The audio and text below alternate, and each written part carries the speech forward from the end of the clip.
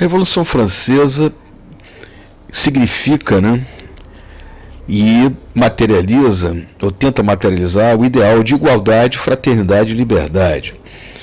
Isso era um slogan, né, e uma promessa de superação da falsidade, das injustiças do sistema medieval. Só que a Revolução Francesa fez a sua revolução, derrubou a nobreza, derrubou o poder constituído do clero, instalou o seu regime, só que a igualdade, fraternidade e liberdade não se estabeleceram na sociedade. O mundo continua desigual e problemático. Agora numa crise vertiginosa, a coisa está indo mal. Então qual será a próxima ascensão, a próxima solução do processo histórico? Tudo bem? Sou Carlos, Escola de Mutação, e eu vou falar rapidamente aqui, ou resumidamente, sobre a Revolução Francesa. Então a Revolução Francesa foi um movimento que efetivou o fim da Idade Média.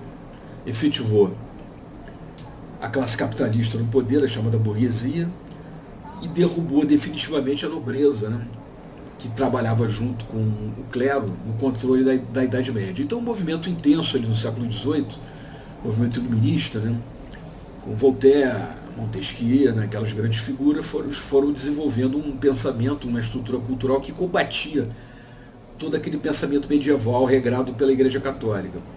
Então economistas, fisiocratas, né, do iluminismo foram desenvolvendo esse movimento, basicamente a partir de 1720, né, com obras de todo tipo, né, de todas as linhas de produção, de pensamento, e foram gerando uma forma de cultura na França, né, espalhando também pela Europa, que conseguiu derrubar aquela nobreza, aquela ideologia feudal, e foi também, aos poucos, né, derrubando a estrutura de Estado medieval, dissolvendo o Conselho de Nobres, dissolvendo aquela estrutura que era concentrada e dirigia os interesses da nobreza e do clero, instalou uma nova estrutura, uma nova forma de organização estatal, o Estado democrático, né, que compõe executivo, legislativo e judiciário, que é uma coisa bem iluminista, bem moderna, né, instalando, quer dizer, de uma vez,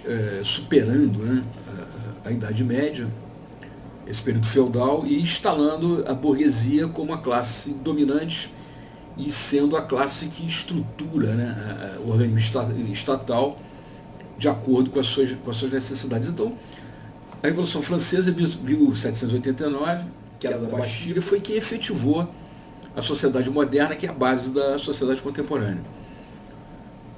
O que aconteceu, efetivamente, é um movimento cultural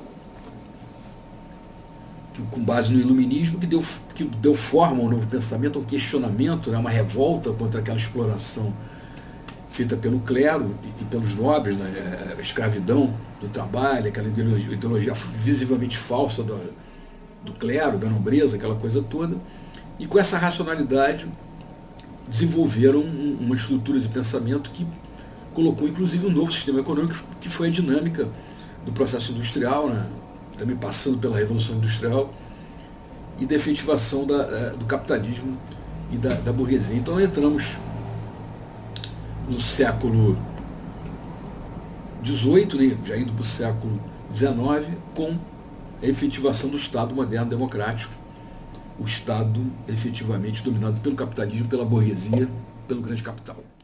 Então, dentro desse fato histórico, que é evidente que já é mais do que conhecido, né, a questão da transição medieval para a idade moderna e contemporânea, o que cabe refletir, que vale como reflexão, é que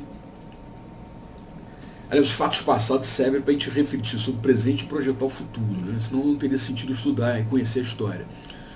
O mundo atual passa pelo mesmo processo de crise que foi a Idade Média, um descrédito de valores, um descrédito cultural, um processo de crise econômica, um processo de incapacidade do sistema resolver exatamente os seus problemas em quase todos os âmbitos, né? Você tem crise aí dentro do primeiro mundo, nos Estados Unidos, Europa, uma crise de valores, uma crise de incapacidade de dar soluções definitivas a um monte de problemas sociais, né?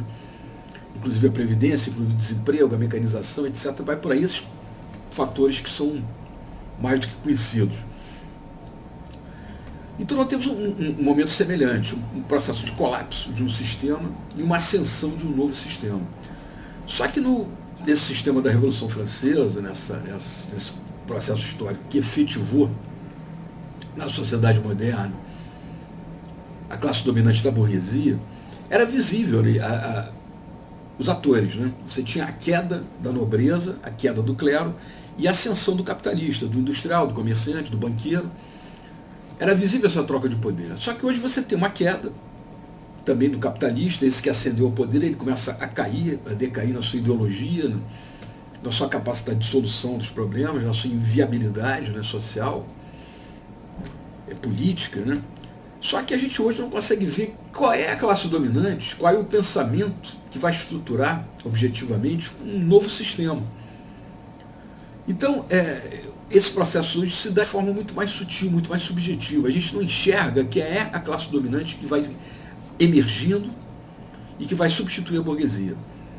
Isso pode estar se dando num processo subjetivo, num processo cultural menos visível, e a gente não consegue realmente visualizar quem é essa classe dominante que chega aí. Então cabe muito mais uma reflexão, uma tentativa de descoberta, né? Na medida que se entende e se aceita que existe um processo de decadência, um colapso da sociedade contemporânea, e que ela tem que ser transitada por uma outra coisa. Mas quem será esse grupo? Quem será essa ideologia? Como será essa ideologia? Quem será essa classe dominante que vai tomar o poder e vai reestruturar a sociedade, o Estado democrático, o Estado de Direito? Cabe a gente pensar nisso, porque o problema agora ele parece que é mais complexo. Daqui a pouco eu volto.